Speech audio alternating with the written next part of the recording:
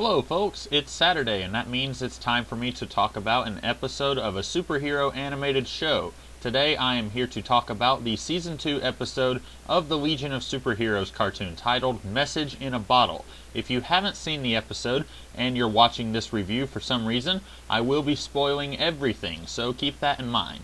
This episode begins with Imperiex and his army invading Superman's Fortress of Solitude, with the Legion hot on his tail. Once inside the fortress, Imperiex and Validus shrink themselves down and enter the shrunken city of Kandor, once the capital city of Krypton, before it was removed by the villainous Brainiac.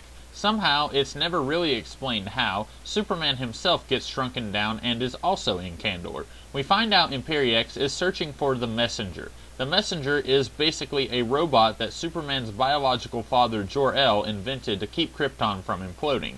But when Brainiac came and took Kandor, he accidentally took the Messenger as well, dooming all of Krypton. Imperiex wants the Messenger because, according to Brainiac 5, he can use it to lay waste to any planet that he wants. Superman has to stop Imperiex from taking the Messenger, which will destroy all of Kandor, while also dealing with losing his powers under a red sun. In addition to all of this, Superman and Brainy have words with each other, because it was Brainiac 5's ancestor who was responsible for the destruction of Krypton in the first place. So once again, we have a day in the life of the Legion where Imperiex is casually trying to take over the 31st century, even though, from the beginning, we were told that this dude is bad business and if he came back to the 31st century, everyone could just kiss their lives goodbye. I have complained about this in every review I've done for this season, but only because it continues to be a problem. Why oh why would Imperiex take his sweet time in trying to take over the 31st century if he was billed as being such a terrifying threat when we were first introduced to him and his world in the season premiere? For instance, in this episode, Imperiex mentions that he found out about the Fortress of Solitude and the Bottle City of Kandor when he absorbed all of the information from the Legion's computer database. Okay, that was at the beginning of this season, dude. Why did you decide to wait until now to try and get the Messenger if you've known about it this whole time? Haha. I'm getting sick and tired of complaining about this. If the season premiere had just been altered a little bit to acknowledge what surely the showrunners of this series knew this season would be like, then I wouldn't be complaining about this in every single episode. But whatever, based on some stuff I've seen in this episode, I know that soon we'll have another threat for the Legion to worry about, so hopefully Imperiex can go play in heavy traffic once that happens. Beyond that, I really am perplexed at how Superman was shrunk down and put in Kandor. It's not like this is a deal breaker for the episode, like Imperiex's perpetual presence in this series is, but it is a little strange. Superman is alone in the fortress, then he is suddenly shrunken down and brought into Kandor. We know that Imperiex and Validus had nothing to do with it because they were already in Kandor. Not to mention, they wouldn't want Superman to follow them for fear that he might be able to stop them. After Superman is whisked away to Kandor, we see the cyborg Superman, nice little fan service bit there guys, telling the Legion of Superheroes that Superman decided to go to Kandor, but forgot his supersuit that will allow him to keep his powers under the red sun of Kandor.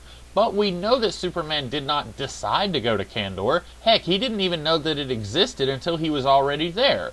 I was seriously expecting the cyborg Superman to actually be evil and be working for Imperiex, but then, once again, what reason would cyborg Superman have for sending Superman after Imperiex, since that would only increase Imperiex's chances of failure? Like I say, this one isn't a big deal, but it is perplexing. We do find out that even though we were led to believe in the Season 2 premiere that this Superman was well into his career as Superman and had already worked with Batman and the Justice League, he still hasn't had any run-ins with Brainiac, as he is just as surprised as the rest of the Legion that Brainiac 5's ancestor was responsible for the destruction of Krypton. Superman, you get a free pass, but the rest of you idiots, did the number in his name not clue you in or something? This episode starts to hint that Imperiex isn't actually the big bad of this series, but is really just a red herring, while the real big bad makes himself known near the end of the series. And that big bad would be Brainiac 5, who accesses the information from Brainiac 1 in this episode in order to stop Imperiex. Brainiac 5's systems warn him that if he accesses Brainiac 1's information, that he might be corrupted. Okay, then why do you even have that information in you in the first place? I get that this is so that Brainy can save the day at the last minute, and also I assume to set him up as the real villain of this series, with that evil grin that he has at the end of the episode.